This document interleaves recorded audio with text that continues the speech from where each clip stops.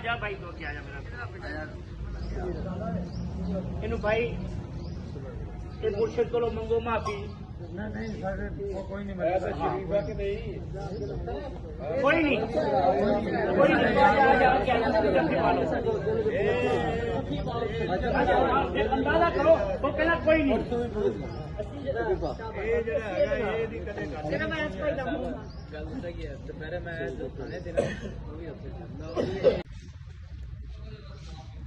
अम्मा दिलों माफ कर दे बस तुसी थोड़ा एहसान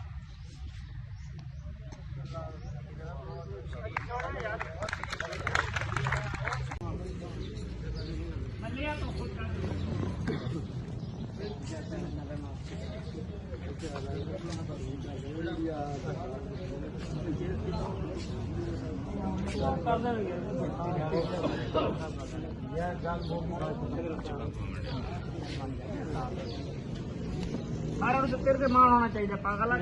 सामने से बंद आवे ना डकेट आवे सामने से बंद ने मारना पुत्र समझना बड़ी इज्जत करना मैं अपने पुत्र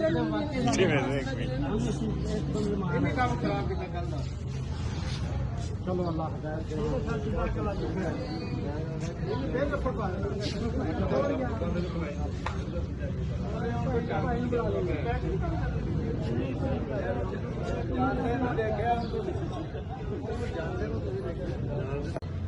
सारे वास्ते एजाज है असा गरीबे का मान है असा डीपीओ रहीमयार खान आरपीओ साहिब वजीर आला पंजाब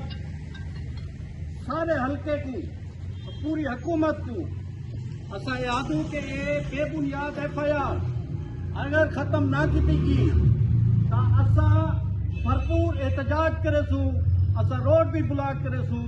ये गरीबे ना मान असन खसन की कोशिश की वेंदी पई कि एक काठ इतना न थी वन एक काठ भी थी सन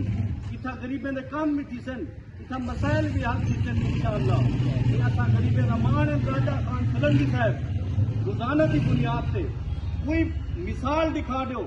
पूरे पंजाब रहीमयार खान की गल नहीं करना पूरे पंजाब कोई ऐसा डेरा दिखा दो जिसका रोजाना की बुनियाद से गरीबे वास्ते कोई इतना टाइम कढ़ना हो कोई न मिल सके रोजाना की बुनियाद रोजाना की बुनियाद से इतना वक्त कढ़न अपने मामलात को छोड़ते अपने कामकार को अपने सियासी जद्दोजहद को एक पासे रखते सियासी मसरूफियात को छोड़ते गरीबे वास्ते टाइम कढ़न मैं तो बहुत बड़ी कुर्बानी है और